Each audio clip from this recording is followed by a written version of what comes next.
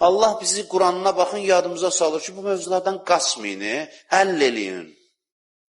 Hey ölümdən danışır, hey o tərəfdən danışır. Deyən, ay Allah, onda Allah'a da denəndə, qanımı qaraqdın ey bu, açdım Quranı oxuyayım, apardın ölümdən. Onda bu məntiqlə belə çıxır. Allah ölümdən danışır, qiyamətdən danışır, qəbirdən danışır, belə deyə də son hesab elədiyimiz məsələlərdən danışır ki, bundan qorxub qaçmayın. Bunun üzərində əksinə diyanın, həll eləyin ki, sizin elə bütün düyünləriniz bu məsələni həll eləməməyinizdən asılıdır. Ona görə siz məsələləri həll eləmədən yaşayırsınız deyə, həyatda düyünlərinizi aça bilmirsiniz. Açıq aşkar deyir, və mən nuhammirhu nünəkkisu fil xalq.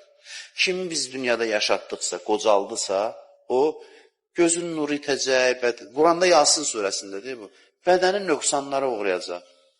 Açıq deyir, qulağı dart uzat, deyiləm, 1 metr elə. 1 metrə də dart qulağı uzat, xeyri yoxdur, bunlar olacaq. Bilməm, qulağı dartıb, o səsi çıxardanda nə olur? Adamlar ölür ki, qulağı dartmaqla ölüm adamdan uzaqlaşır.